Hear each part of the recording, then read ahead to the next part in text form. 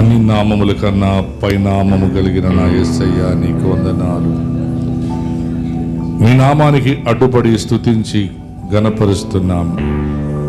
మీ నామములోనే ప్రభా మాకు సమస్తమును సమకూర్చించారు. మీకు స్తోత్రాలు.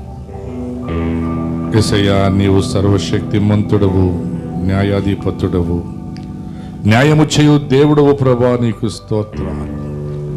దుష్టుని గుడారములో 1000 దినములు నివసించుట కంటే నీ సన్నిధిలో ఒక్క పూట గడవడం ఎంతో గొప్ప ధన్యతనైనా అందుబట్టి మీకు స్తోత్రాలు. మరి ఈ ధన్యతలు అనేకులు పోగొట్టుకున్నారు తండ్రి. మరి మేము వారికంటే మంచివారు కాదు, కానీ మీరు మమ్మల్ని ఏర్పరచుకున్నారు, మీరు మమ్మల్ని ఆకర్షించారు. ఈరోజు మిమ్మల్ని నాయన తండ్రి అబ్బాని ఆరాధించడానికి నాయన మీరు ఇచ్చినటువంటి యొక్క ధన్యతను బట్టి మీకు స్తోత్రాలు చెల్లిస్తున్నాను.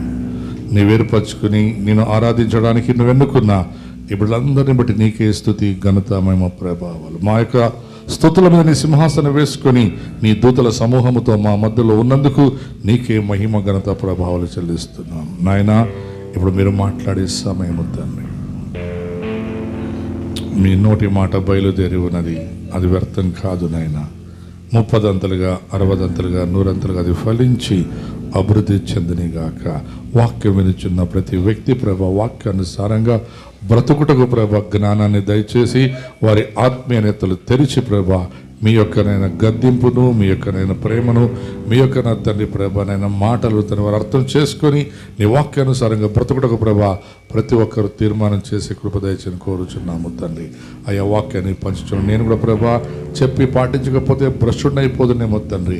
గనుక నేను నా కుటుంబం ప్రభ భ్రష్టులు కాకుండా తండ్రి, మా కుటుంబం మేము సంఘం అందరూ ప్రభ నీకు మాత్రమేనైనా మహిమ తెచ్చేవారిగా, నేను గణపరిచేవారిగా మనం తగ్గించుకుంటూ మీ నామని హెచ్చిస్తూ వాక్యంలోనికి వెళుతుండగా వాక్యమైన దేవుడా, పరిశుద్ధాత్మ దేవుడా, మీరే బోధించి నడిపించి మహిమ పొందమని యేసుక్రీస్తు నామములో అడిగి పొందినాము తండ్రి. ఆమేన్. గట్టిగా హల్లెలూయా, గట్టిగా చప్పట్లు కొట్టాలి. మీరు కొట్టే దేవుడికి, మనుషులకు కాదు. గట్టిగా ఆమేన్. దయచేసి కూర్చోండి. కొద్దిగా ముందు జరగండి. వెనకలు ఉన్నారు చాలామంది, ముందు జరగండి. దేవుని వాక్యాన్ని వినేటప్పుడు జాగ్రత్తగా వినాలి.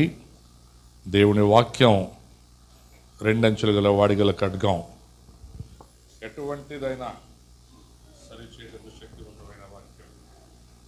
మరి వాక్యాన్ని ఎవరు కూడా అలక్ష్యం చేయొద్దు. వాక్యం చెప్పేటప్పుడు మీ మనస్సు అటు ఇటు పోనివ్వకండి. ఎందుకంటే ఇప్పుడే సైతాన్ పనిచేసేది. ఎప్పుడు? వాక్యం అప్పుడే. పాటలు పాడేటప్పుడు ఏముండదు, ఆరాధనలో ఏముండదు. వాక్యం స్టార్ట్ అయితే నిద్ర వస్తుంది, వాక్యం స్టార్ట్ అయితే ఆవులింపులు వస్తాయి, వాక్యం స్టార్ట్ అయితే పక్కలో ఉన్న వాళ్ళు మాట్లాడిస్తారు, వాక్యం స్టార్ట్ అయితే ఫోన్ రింగ్ అవుతుంది. అందుకే నేను చర్చిలోకి రాగానే నా ఫోన్ బంద్ చేసుకొని వస్తాను. నేను ఎప్పుడైనా సరే, మీరు కావాలి పరీక్ష చేసుకోండి, నేను పొద్దున్న ఇంటికి బయలుదేరేటప్పుడు నా ఫోన్ స్విచ్ ఆఫ్. రాత్రి 10, నిన్న రాత్రి 10 గంటలకు నా ఫోన్ స్విచ్ ఆఫ్ అయితే ఈరోజు రాత్రి 10 గంటలకి ఎక్కువ తక్కువ ఓపెన్ అయ్యేది. కొన్నిసార్లు మర్చిపోయి ఏమన్నా ఉదయం ఆన్ చేస్తే అది ఆన్ అయి ఉంటుంది. అంతేగాని నా ఫోన్ అయితే 24 hours. శనివారం రాత్రి 10 గంటలకు బంద్ అయితే ఆదివారం చర్చ అయిపోయినాకే అవతలోడు ఎంత ప్రధాని ఉన్ని ఎవడున్ని నాతో పనిటోడు ఫోన్ చేస్తాడు. నాతో పని లేదనుకోండి, నాకు ఎవడు ఫోన్ చేయడు. ఇది మాత్రం గ్యారంటీ. పని లేకుండా ఫోన్లో కూర్చోనేది మంచిది కాదు. కాబట్టి దేవుని యొక్క సన్నిధిలో వాక్యాన్ని విందాం. వాక్యం వినేటప్పుడు జాగ్రత్త. మరి బయట ఉన్నవారు కూడా వాక్యాన్ని జాగ్రత్తగా వినండి. దేవుని మాటలు బ్రతికిస్తుంది. మీ పక్కన చేపట్టుకొని చెప్పండి, యేసయ్య మాటలు నిన్ను బ్రతికిస్తాయి. చెప్పండి, యేసయ్య మాటలు నిన్ను బ్రతికిస్తాయి.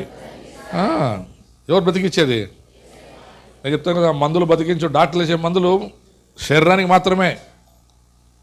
డాక్టర్లు ఇచ్చే మందులు శరీరానికి మాత్రమే. అయితే శరీరం బాగుండాలంటే లోపల ఆత్మ బాగుండాల. లోపల ఆత్మ బాగలేదనుకో, వాడు బ్రతికున్న సచ్చినోడితో సమానం. అందుకే ప్రకటన గ్రంథంలో ఒక మాట ఉంటుంది, నువ్వు బ్రతికి ఉన్నావన్న పేరు మాత్రమే కలదు కానీ నువ్వు మృతుడవే, అంటే సచ్చినోడవే. సచ్చినోడు దేవుణ్ణి ఆరాధిస్తాడా?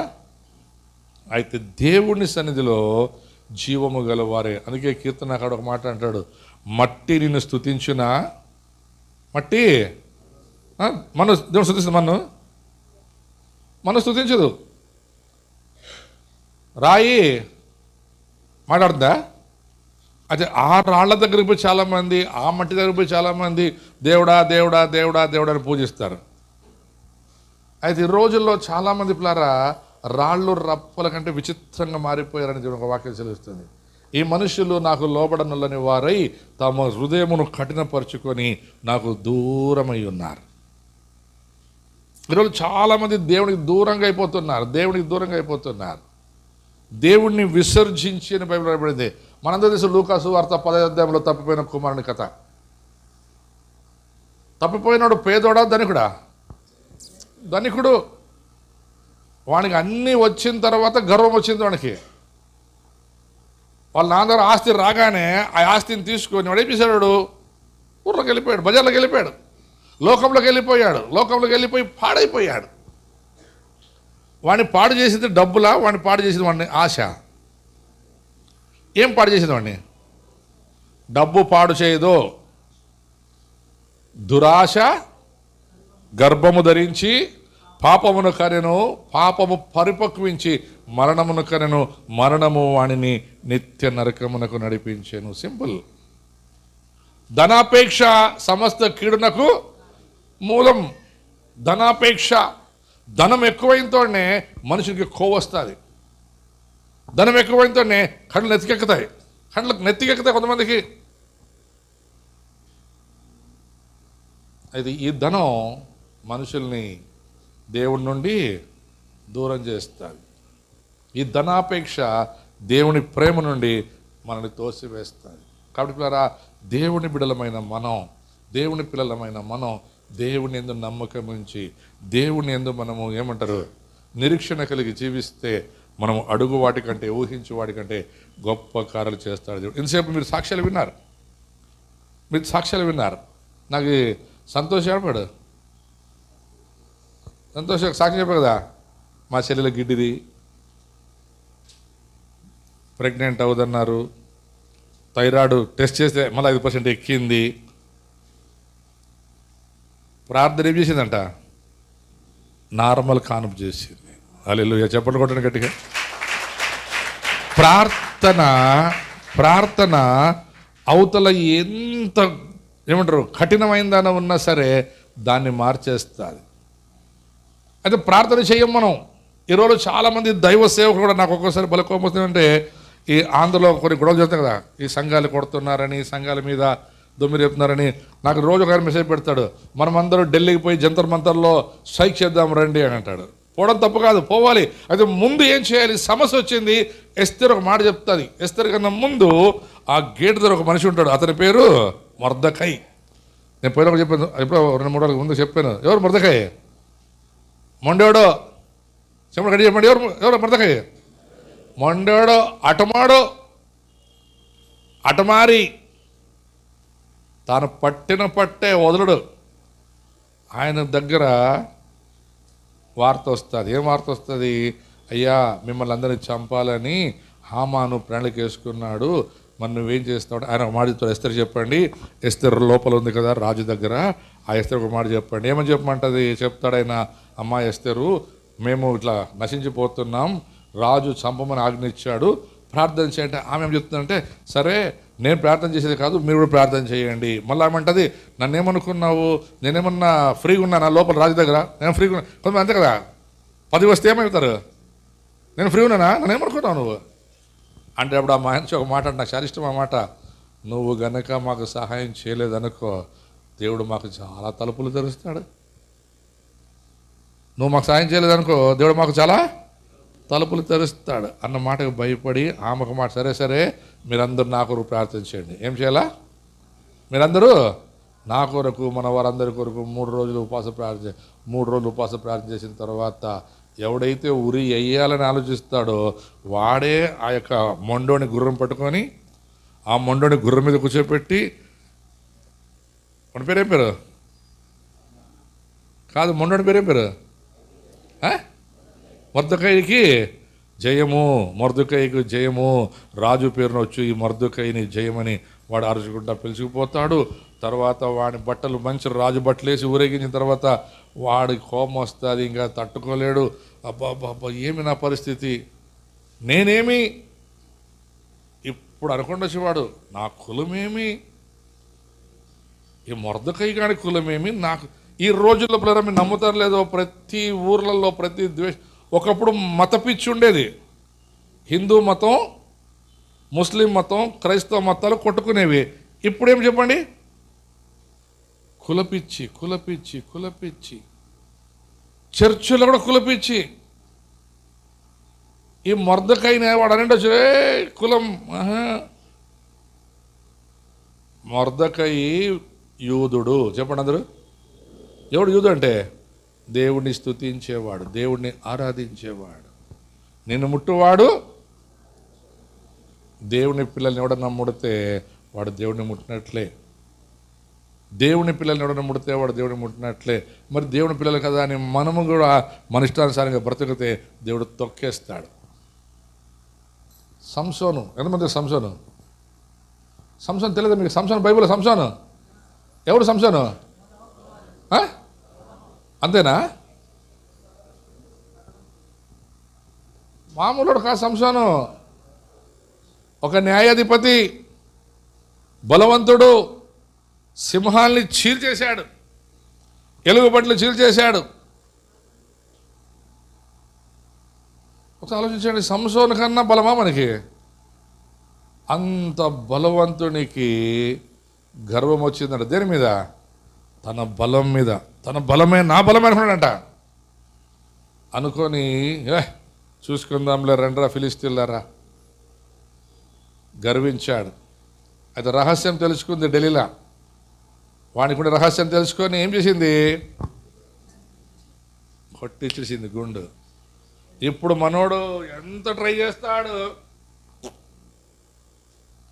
దేవుని విడిచాడు, బలాన్ని ఆశ్రయించుకున్నాడు, కళ్ళు పోయాయి. ఒకప్పుడు ఆజ్ఞాపించేవాడు, ఇప్పుడు పిండి రుబ్బుతున్నాడు, నీళ్లు చేస్తున్నాడు, కష్టం వచ్చింది. అయితే నాకు సంతోషం తెలుసా, పిలిచిన దేవుడు నమ్మదగినవాడు. ఆజ్ఞాపం పెట్టుకుని ఎప్పుడు పిలిచిన దేవుడు నమ్మదగినవాడు. ఈ సంసోను పశ్చాత్తాపడ్డాడు.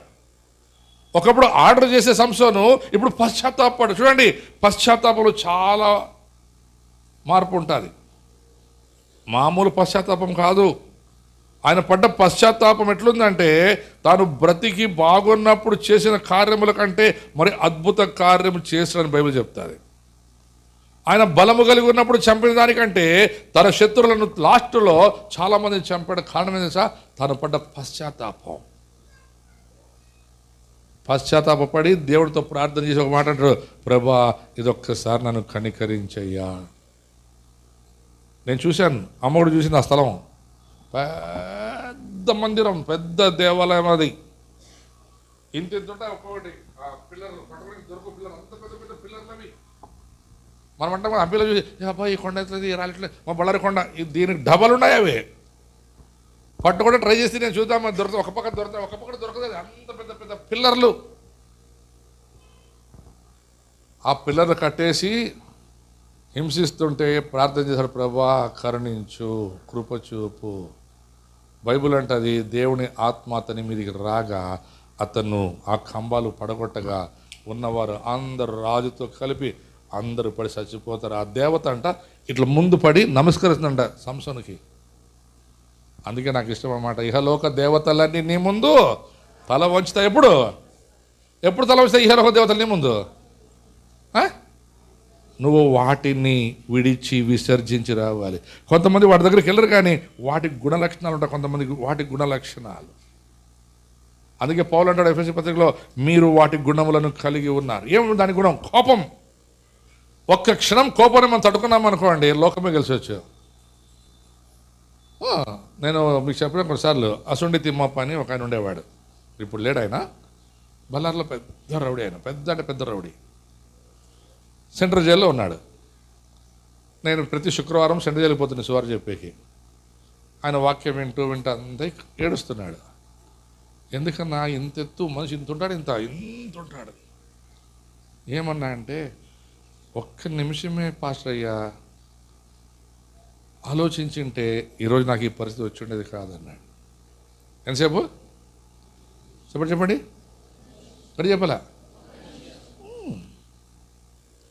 ఒక్క నిమిషం నేను ఆలోచించింటే నాకు ఈరోజు ఈ పరిస్థితి వచ్చి ఉండేది కాదన్నాడు. మనం ఆలోచించము, ఆవేశం ఎక్కువ, ఆలోచన తక్కువ. సంసోను కూడా అంతే. ఒక్క నిమిషం ఆలోచించి దేవుడు చెప్పాడు, సంసోను నేను నీకు చెప్పిన రహస్యాన్ని చెప్పొద్దు ఢిల్లీలోకి. మనోడు ఏమంటే ఢిల్లీలో నా ప్రియురాలు కదా, నా డార్లింగ్ కదా అని చెప్పేశాడు. ఎక్కడుంది సంసోను నీ బలం అంటే, నా గుండు కొడితే అయిపోతుంది నా పని అన్నాడు. గుండు కొట్టేసిందామా? అసలు ఎవరామా? శత్రువు. ఢిల్లీలో అంటే చీకటి. ఢిల్లీలో అంటే అర్థం నుంచి చీకటి. చీకటితో సహవాసం చేశాడు, చీకటికి లోపడ్డాడు. కొట్టింది ఒక్కసారి గుండు, అంతే అయిపోయింది మనోడి పని. ఎంత ప్రయత్నం చేస్తాడు, ఏం చేసినా తాడు తెంపుకోలే. ఒకప్పుడు సింహాన్ని చింపినోడు తాడు తెంపుకోలేకపోతున్నాడు అంటాడు. ఇదేం తాడు అంటాడంటూ ఆ తాడు ఇట్లా తిరిగిపోవట్లేదు. అది కారణము దేవుణ్ణి విసర్జించి, అనులతో సహవాసము చేసి, అన్యురాలతో సహవాసం చేసి తాను చేయవలసిన పనిని చేయలేకపోయాడు. దేవుడు చెప్పింది ఒకటి, వీడు చేసేది మరొకటి. దేవుడు చెప్పింది మనం ఈ రోజులో చేయట్లేదు పిల్లరా. దేవుడు ఏం చెప్పాడు? మార్క్స్ వార్త 16వ అధ్యాయం 15 తొందరగా. మార్క్స్ వార్త 16వ అధ్యాయం 15 వచనం. మీరు సర్వలోకమునకు వెళ్ళి, చూడండి, మీరు లోకంలోనికి వెళ్ళమని దేవుడు వాక్యం చెప్తుంటే, ఈ రోజుల్లో లోకం చర్చిలోకి వస్తూ ఉంది. లోకం చర్చిలోని పరిపాలిస్తుంది ఈ రోజు లోకం చర్చిని. లోకంలో ఏమని చెప్పండి అమ్మ, బైబిల్ మూయండి చూడండి, బైబిల్ మూయండి చూడండి, బైబిల్ మూసేయండి. చదివే వాళ్ళు మాత్రం ఒక ఇద్దరు చేయండి అంతే. చెప్పండి, లోకంలో ఏముంది? ఈ లోకం అంటే లోకంలో ఏముంది? అంతా మాయా. లోకం అంతా మాయా. ఈ మాయ లోపలికి వస్తుంది చర్చి లోపలికి. చర్చిలో మోసం. చర్చిలో ఏముండాలి? న్యాయం ఉండాలా, మోసం ఉండాలా? లోకంలోనికి మనల్ని పొమ్మంటే మనం లోకంలోనికి వెళ్లకుండా లోకాన్ని సంఘంలో తీసుకొస్తారు రోజులో చాలామంది. లోకంలో ఉండేది ఏం తెలుసా? పాపం. లోకంలో ఏముంది? మిమ్మల్ని ఏం చేశారు దేవుడు? పాపంలో ఉన్న మిమ్మల్ని పిలిచి పరిశుద్ధులుగా మార్చి ఇప్పుడు మిమ్మల్ని లోకంలోకి వెళ్ళమంటే మీరు లోకంలోకి వెళ్ళకుండా చర్చిలో కూర్చొని చర్చిలో పాపాన్ని చేస్తున్నారు. వాక్యం చెప్పాడు, వాక్యం చెప్తుంది. ఆలోచన, తలంపులు, ఊహలు, ప్రవర్తన, క్రియలు. దేవుడు చెప్పింది ఏమి? మీరు లోకములోనికి వెళ్ళి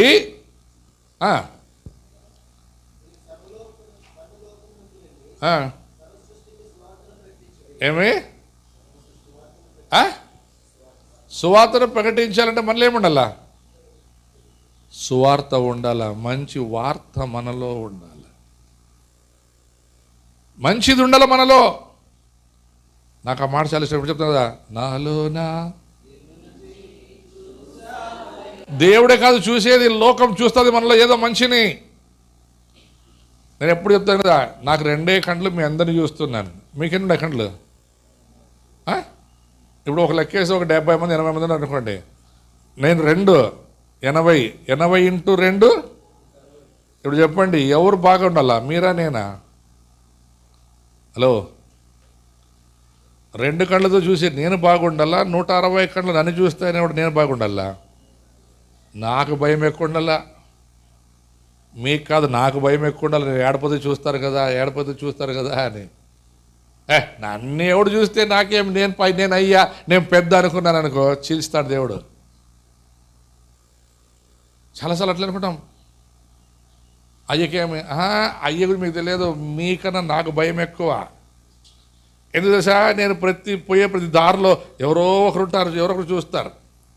అయ్యకి 2 కండ్లు మీ అందరూ చూడాలా? అదే మీ అందరి కండ్లు చూసేది కాదు, చదువుతాయి.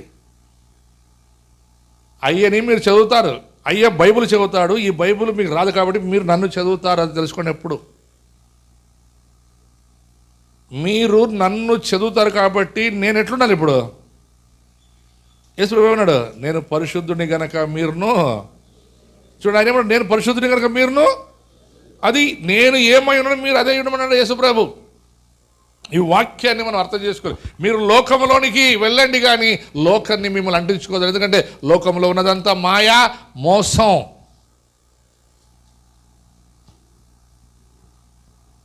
ఈరోజు చాలామంది మాయ వెంబడి, మోసం వెంబడి పరిగెత్తుతున్నారు. అందుకే యేసుప్రభు చెప్తాడు కదా, ఇదిగో కొందరు యేసుప్రభు యెరూషలేములో ఉన్నాడని, కొండ మీద ఉన్నాడని, దేవాలయంలో ఉన్నాడని. ఇప్పుడు అందరికీ చెప్పేది మా చర్చికి రా, మా చర్చికి రా, మా చర్చికి రా. ఏ చర్చికి పోయినా నీకు మారుమనసు రాదు, కానీ నువ్వు ఉన్న స్థలంలో యేసుప్రభు ఉంటాడు.